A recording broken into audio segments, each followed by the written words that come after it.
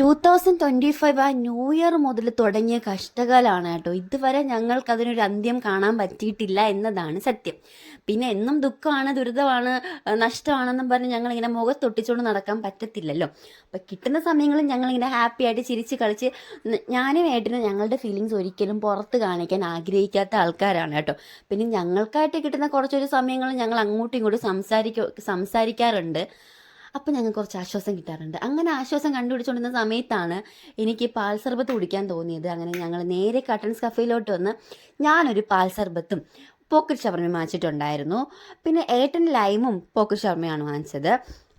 പിന്നെ വിഷമവും സങ്കടമൊക്കെ വരുമ്പോഴത്തേക്കും എന്തെങ്കിലും ഇഷ്ടപ്പെട്ട ഫുഡ് കഴിച്ചാൽ ആ കുറച്ച് വിഷമവും സങ്കടവും കുറച്ച് സമയത്തേക്ക് മാറ്റി വെക്കാം എന്ന് പറയുന്നത് ഭയങ്കര സത്യമാണ് കേട്ടോ. നമുക്ക് ഇഷ്ടപ്പെട്ട ആഹാരം അത് ആസ്വദിച്ച് കഴിക്കുമ്പോഴത്തേക്കും നമ്മുടെ സങ്കടങ്ങളൊക്കെ ഞാൻ മറക്കാറുണ്ട്, എൻ്റെ സങ്കടങ്ങളൊക്കെ ഞാൻ മറക്കാറുണ്ട്.